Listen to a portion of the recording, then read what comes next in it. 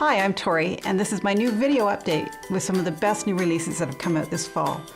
For starters, there's this book called Inkling by Kenneth Oppel, and it's arguably one of the best middle grade novels he's written to date. It's a story about a boy with his father, and his father is suffering from writer's block after the death of his wife, the boy's mum. One day, an ink splotch comes to life off the father's sketch pad, and they end up calling him Inkling. And Inkling ends up helping the boy out in some situations at school, but he also helps the father get over his writer's block. It's also about the relationship the boy has with his younger sister who has Down syndrome, and there's a child at school that's a bully and tries to steal Inkling. There's a great chase scene at the end, and there's a lot of really good themes surrounding this book, like honesty and plagiarism and the rights of ownership over creativity and ideas. It's a story about family relationships and family dynamics. And it's probably one of the reasons why it's knocked the very popular book called The Hate U Give from the #1 sales ranking by HarperCollins. So it's definitely one to watch.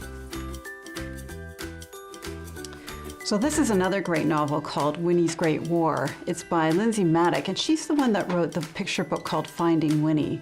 It's a great story because it weaves fact and fiction together and fleshes out the details where the picture book left off. It's a story about that famous little bear from Winnipeg who ended up traveling over with a soldier to World War I in Europe and becoming the troop's mascot. He eventually ends up at the London Zoo, where he inspires A.A. Milne to create the character Winnie the Pooh. So it's a popular story, it's got some great Canadian themes, it'll be a terrific Remembrance Day read aloud, and all in all, who doesn't love Winnie the Pooh? This book called The Third Mushroom is by Jennifer Holm. It's a sequel to the book The 14th Goldfish, but you don't have to have read that book to be able to follow what's going on in this book. It's a standalone story. It's a story about a science experiment that has some very unexpected results and ends up converting a 14-year-old grandfather back into his older self. Well, almost. And also it's about the romance that starts to blossom between Ellie and Raj. Well, almost a romance. I'm not going to give away all the details, you have to read it yourself, but it is a fantastic story. Amel Unbound is a fantastic story. It's written by Aisha Saeed, and it actually was released last May, but it was sort of late in the season, and a lot of librarians may not have had an opportunity to pick it up at their spring library book fairs.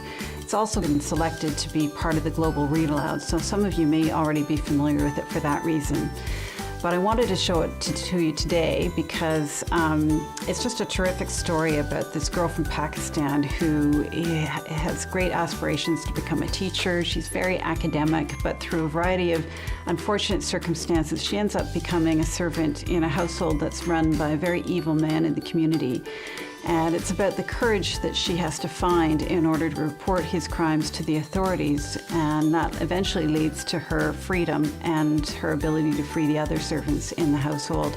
So there's some really good themes going on in this book about girls' rights to education, about child rights, about how children live in other parts of the world, social justice, and the author has also put some great teacher resources online on her website, so you should check it out.